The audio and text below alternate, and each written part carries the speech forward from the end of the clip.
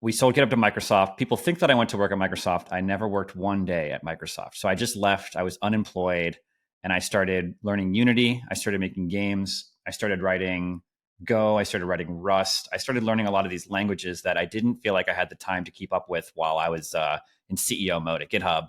The world had changed a lot since we spoke on podcast number 10. So I wanted to learn the new technologies significantly. So I made a fake GitHub account with a fake name, which is a trick I learned from Techno Weenie. And I just started hacking on stuff, sending pull requests, getting really involved in whatever I was interested in. Weird SO languages, Gopher, things like that. And along the way, I was getting into learning assembly, learning about CPUs, learning about like binary math, stuff that I'd never learned before because I don't have a CS background. And that kind of led me to the Serenity OS project. And, here they are building an operating system from scratch. They're doing it in C++, which was also a language that I'd never done before that I was learning.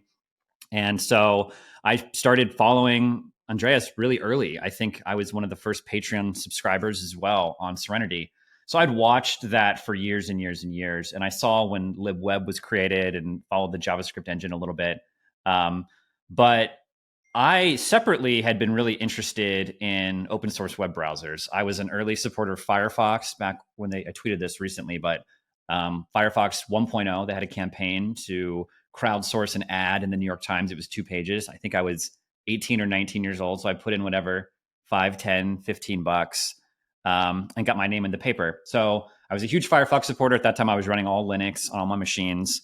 And, obviously Firefox has become a small part of what the Mozilla Foundation is doing. Meanwhile, Chrome and Chromium and Google have really taken over the web. So I've been thinking for a while, not that I was going to write a browser, but I would love to find some folks who are interested in this and get involved and help in any way I can.